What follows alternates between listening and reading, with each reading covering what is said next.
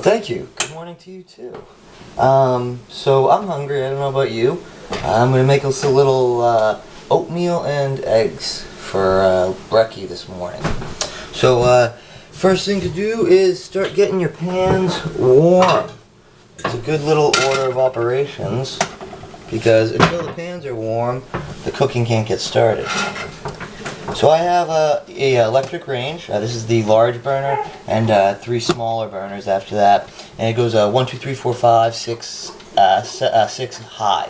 And I'm going to turn it on my cast iron pan, seasoned cast iron pan. It's got a lot of good use to it, on 3. And I'm going to turn the back one, which I'm going to make the oatmeal in. This is about a 1.5 quart saucepan. I'm going to turn that on to high. Into the saucepan, I will add about a cup and a half, 2 cups of water. I would also add some So Delicious coconut milk, but I drank all of it last night. That's why it's 2 cups of water instead of about a cup of water and a cup of coconut milk. Another great thing to richen up your oatmeal, and it really tastes delicious, is a little organic half and half. So I'm going to throw in a couple of tablespoons of that. I'm actually going to throw in a little extra because I don't have my So Delicious coconut milk. That's some rich stuff. That and the half and half, I mean, it goes really well together. I'm also going to throw in about 3/4 of a tablespoon, half a tablespoon of butter. And I'm going to do some salt. And remember, there's no salt in this product before I put that salt there. The rolled oats and the flaxseed meal that I'm going to use don't have any salt in them. I'm going to be making a cinnamon and brown sugar. So the key to brown sugar is to use a combination of the brown sugar and the regular sugar. Like if you're making homemade cookies, don't just use regular sugar, use some brown sugar. So I'll throw in, this is going to be about 4 or 5 servings of oatmeal. Throw in 2 tablespoons of regular sugar. Got my Great Value brand light brown sugar right here. I didn't have any dark brown sugar in Great Value brand, and I didn't feel like buying the Domino. It was like $1 more. Gonna add 1 heaping, 2 heaping. Yeah, I like it sweet. I do, but I don't eat a lot of refined sugars except for the ones that I add to my food. So I go to the way that I like it, I guess. Now this pan's getting nice and warm, then I'm going to cook the eggs in. I'm going to still just kind of let it do its thing. I haven't added any oil. And the key to making really good eggs is to use oil and butter to cook it in. The oil allows you to cook it at a little bit of a hotter temperature, and the butter, well, butter makes it better. But we'll do up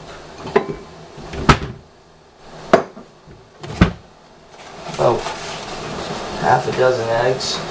If my wife and I don't finish them, then the dogs will luck out and get a treat. And I'm cracking my eggs here on a flat surface.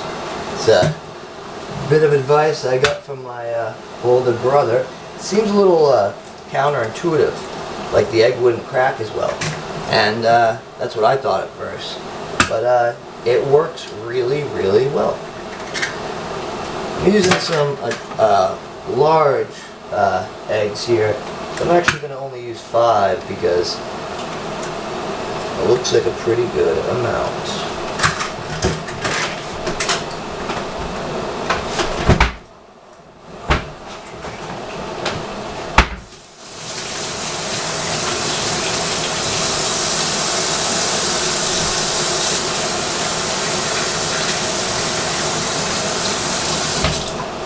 You notice I turned the fan on here. As tends to happen, a little oil had gotten on from cooking last night onto the heating element and it started to smoke. And I got a great situation here, but with the ventilation set up the way it is. But it's good to have a go-to ventilation system, especially if you're broiling or if you're going to be doing anything that tends to get smoky, cooking with oil. It's good to have some way to ventilate, otherwise the smoke alarm is going to be going off every minute. Alright, I got this stirred up and salted, so I'm going to throw in about 1.5 tablespoons, 2 tablespoons, maybe that's about 3. I do the eyeing out method with most everything except for making like rice or split pea or lentils or something that comes in a pound bag. I'll use more exact water measurements out of a cup. But with this kind of stuff, I just take a look. So for the 2 or 3 tablespoons of oil, I'm going to add about 1.5 tablespoons, 2 tablespoons of butter. And I'm going to turn it from 3 on the range up to about 4.5, 5. And like I said, this is a 1, 2, 3, 4, 5, 6 high. Now the on the back here in my half and half, dash of butter, brown sugar, salted water. I'm going to give it a stir, and I'm going to add a dash, if you don't have it, don't feel like you need to run out and get it, but you should, of celery seed. It's awesome, it really is. Just a sprinkle, kind of gives it a little aromatic, and then I got my ground cinnamon. I'm going to turn it down, it's so hot, I'm going to turn it down from high on the back to about a 4, and I'm going to add some cinnamon, and I'm going to continue to just stir it up.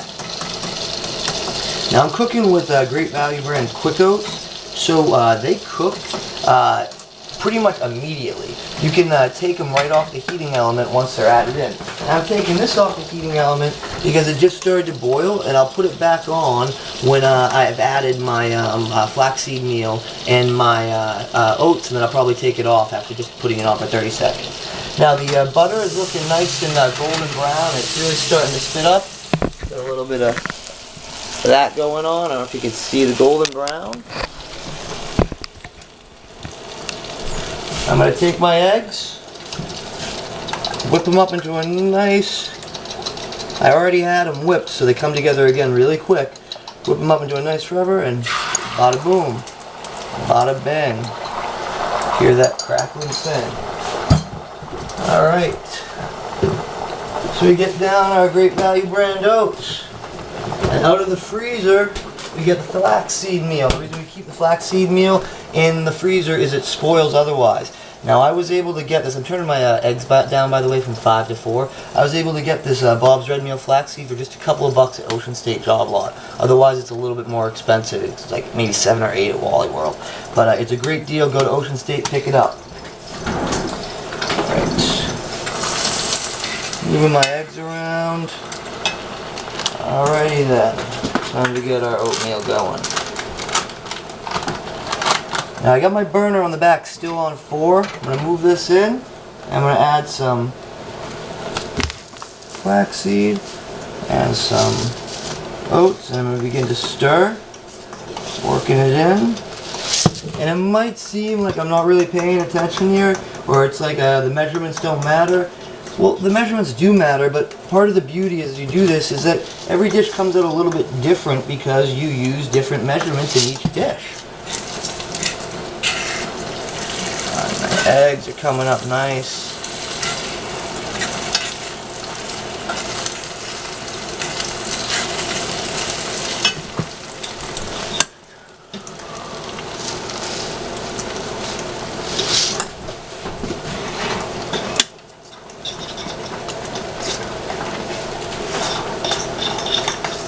Nice thing about oatmeal, eggs, the flaxseed, even if you bought the flaxseed on the expensive side, this is a bargain, and it's great for you.